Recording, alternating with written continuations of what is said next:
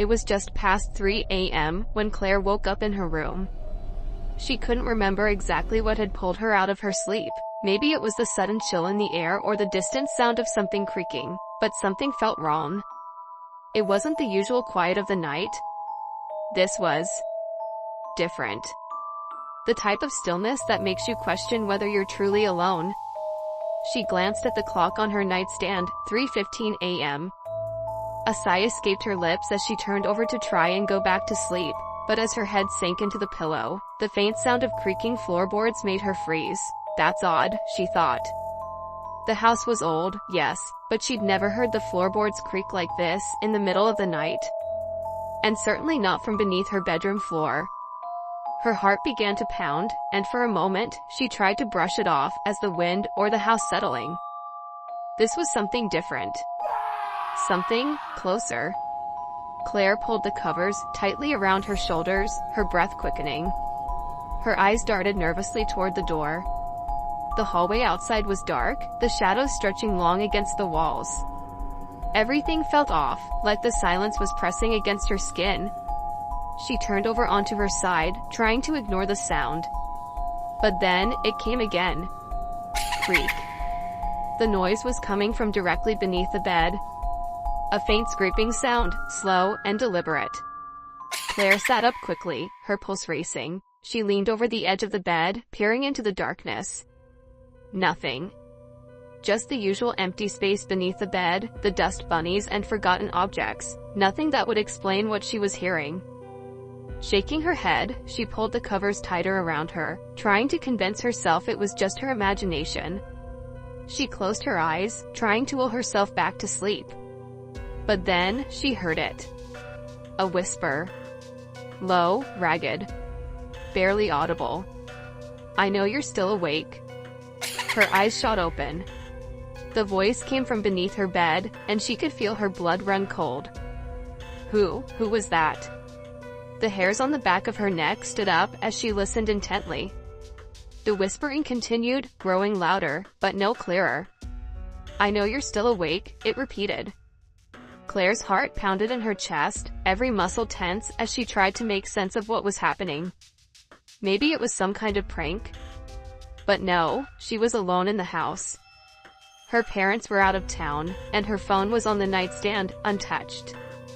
The voice wasn't done. You think I can't see you? Her breath hitched in her throat as the whispering continued, growing in intensity. Her entire body was frozen with fear. What was this? Was someone messing with her? Was it her imagination, playing tricks on her mind? But this didn't feel like imagination. This felt real. Claire pulled the covers over her head, hoping it would block out whatever was happening. But the whispering didn't stop. If anything, it only got closer, the words more distinct. I'm right here. I'm always here.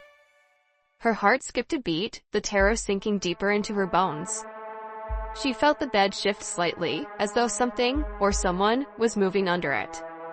Her eyes snapped open, and she dared to peer out from beneath the covers. Her room was pitch black, except for the dim light filtering in through the window from the street lamp outside.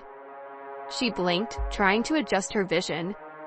She could see the outlines of her dresser, her closet, and the shadows in the corners of the room.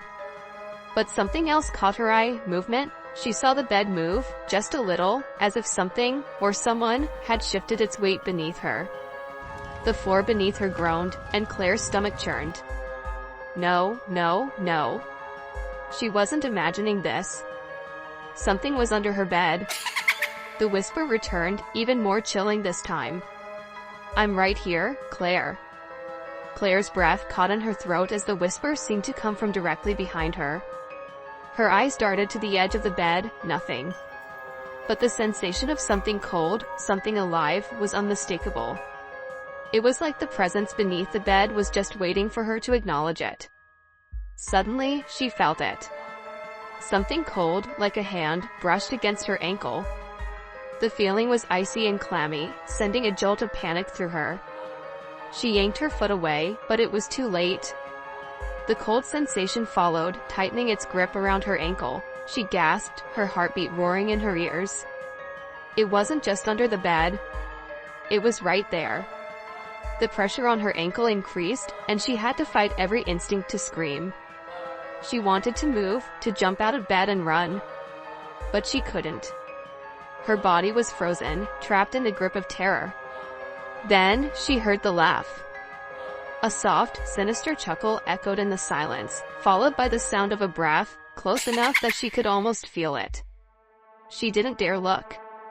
Her hands clenched the blanket, knuckles wide as she stared at the ceiling, desperately wishing for it all to stop. The laugh faded, but the grip on her ankle didn't.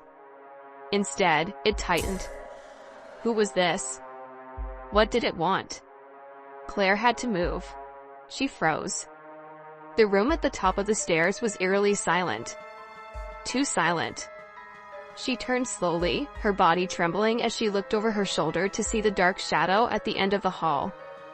Then she heard the last whisper. The one she would never forget. It's already too late. As she spun around to face the stairs again, Claire felt a sharp coldness take hold of her chest, then, a heavy weight, as if something was pulling her down. The last thing she saw before everything went black was her own reflection in the hallway mirror, a pale, terrified face staring back at her, as if it had never been her at all. When Claire's parents came home the next morning, they found her room in complete disarray. Her bed was upturned, and her phone was left untouched on the nightstand. But Claire was gone. The only trace left of her was a whisper, soft, chilling, and all too familiar. I'm right here. They never found her. And to this day, the house remains empty. But if you listen closely at 3 a.m., you might hear something. It's the sound of soft, scraping footsteps, and a whisper, just for you.